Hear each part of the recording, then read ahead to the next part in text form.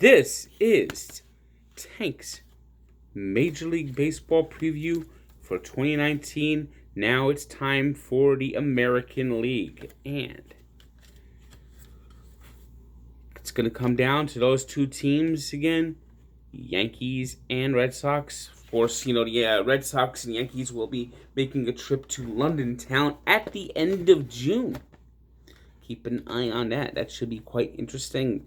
First baseball games played in Europe. Jolly good, Governor. Now, in this division of for the battle for the Iron Throne of the American League East, last year both the Yankees and Red Sox topped 100 wins. I think that's going to happen again, except this time I think it's going to be role reversal. I think the Yankees get the division. I think the Red Sox get the wild card spot. I think they'll battle all season, but here's where it will break down. Now, the Yankees have some injury issues as the season starts, but no team is in better position to overcome those injuries. Yankees have a deep farm system and the ability to add players. They've already added Gio Gonzalez. I think he'll end up being a key pitcher for them. I think that the Yankees have the ability to add someone later in the season. And as I indicated earlier, I'm going to say it again. Bold prediction. You heard it here first. Come August 1st. That's the drop-dead trade deadline. There is no waiver deadline deals this year. That's going to create a crazy July trade deadline day out. You are going to see more deals in July this year than you've ever seen before because of that August date is gone. That August waiver period is gone. Say goodbye. Wave goodbye. Nah. Hey. Goodbye. July 31st, at last, we're finally going to get a true trade deadline like the other sports have. No more of this waiver BS. And I think that's going to mean one thing. The Yankees will bring Madison Bumgarner to the Bronx. I think he is perfect. I think he is that last piece they need. And the Yankees are going to be a team that once it's fully healthy, once they get Didi Gregorius back, it's mind-boggling how deep this team is, how many prospects they could have, and they could trade people. I think you'll see, and I think the trade with San Francisco is going to be a big one. Yankees are going to have to lose some key players. In fact, I think you'll see Miguel Andujar end up in San Francisco as part of this deal. Probably Clint Frazier. Yes, Clint Frazier, who would probably be a starting center left fielder for most teams, can't make the Yankees roster.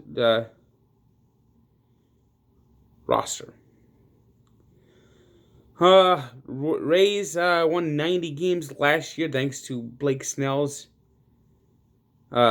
Cy Young winning performance, but I don't think that's going to happen this year. I think they'll still finish on a winning record, but I don't see them as a playoff team. I see them as more of an 85-win team. They'll battle in the wild card race, but will fall short ultimately.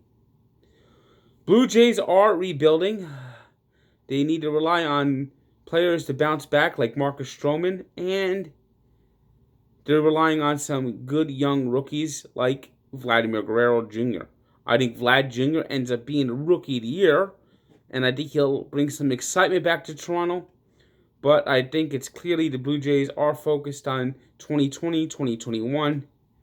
And this year you'll see them finish 76 and 86. And then you got the Orioles. I mean, the one good news is they can't possibly be as bad as they were last year. I mean, 114 losses. That hasn't been done. That happens once every 30 years, maybe. I mean, that's historically bad. There's been maybe 10 teams in baseball history that have lost more than that. But still, I think they'll lose 2 out of every 3 games at least and finish dead last, 53 and 109.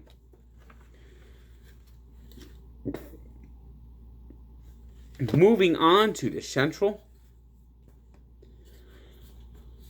Cleveland Indians looked like they were trying to sell off some assets this offseason, but ended up not getting the players they wanted. And I think that because they still have pitching like Corey Kluber, Trevor Bauer, they still have Francisco Lindor, Jose Ramirez. They brought back Carlos Santana.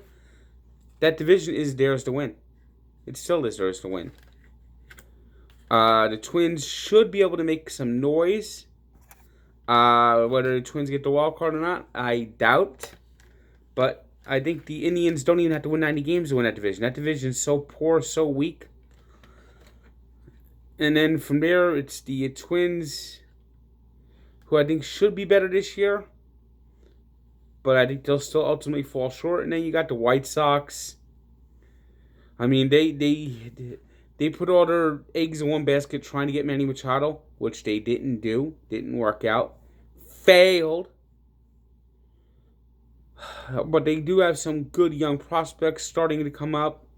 So they should be better. Royals, they're probably going to lose around 100 games again.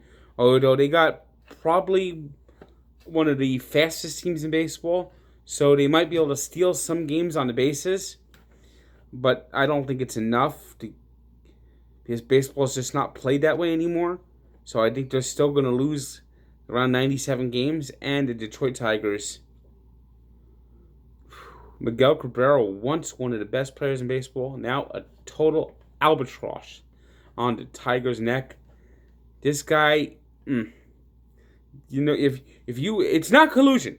First off, all these players saying it was collusion that the big stars can't get big contracts. No. You want to know why they can't get a big contract? Ask Miguel Cabrera, who signed that contract 5 years ago. Now he has 4 years left on deal, and he is nothing. He's a bum. He's washed up. He is a shell of his former self. He is now terrible. He can't run the bases. He can't stay healthy. And he's getting $28 million, and the Tigers can't trade him. And until the Tigers can move past the Miguel Cabrera contract, there's no way they can compete. Plus, you lose Michael Fulmer to Tommy John surgery. 100 losses are coming this year to Detroit. And now we bring us to the last division. Here's the Central Division just to show you. Of course, I got to cover that up, although I took the helmets off already. Here's my Central Division standings. Ding, ding, ding, ding, ding, ding. I haven't got the new Marlin hat yet. One of these days I'll try to get that hat. Or if you have an extra Marlin gum hat, just let me know and you can probably send it to me. Ding! And now we go to the American League West, a division I like to call the Ass Hat Division. Why is it the Ass Hat Division? Well, if you arrange the letters of the 5 teams in the division in just the right way, you'll spell Ass Hat. See? The Ass Hat Division.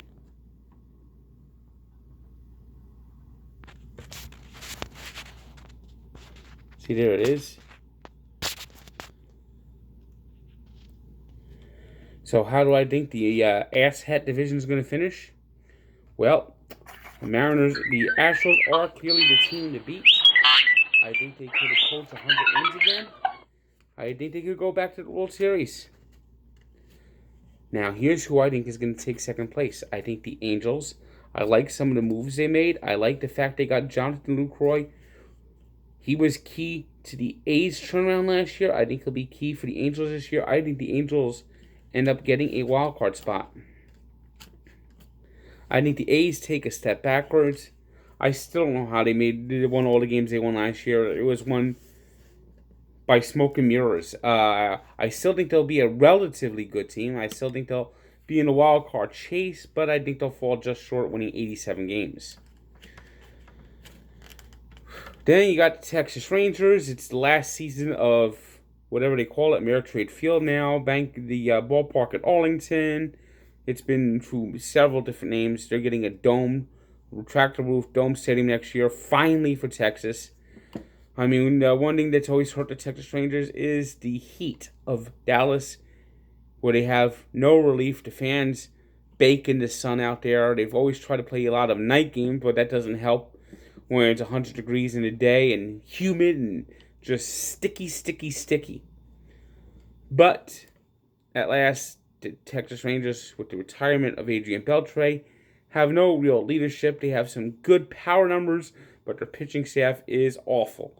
And I think you'll see them lose around 90 games. And then you got the Seattle Mariners, who, by trading Robinson Cano and Edwin Diaz to the Mets, showed that they're completely committed to rebuilding. Nelson Cruz is now with the Twins. Anyone they have that's worth anything will probably be traded. That means Edwin Encarnacion will probably be gone by the trade deadline. D. Gordon will be by the trade deadline, but they'll be stuck with Jay Bruce because, there once was a man with no use. His name was Jay Bruce. And, Jay Bruce, the king of the home run when you're up 5 or down 5. So here's my 2019 standings completed. You check out my National League video, you'll check out my Mets video, and you'll check out my postseason prediction and awards predictions. They'll all be up shortly.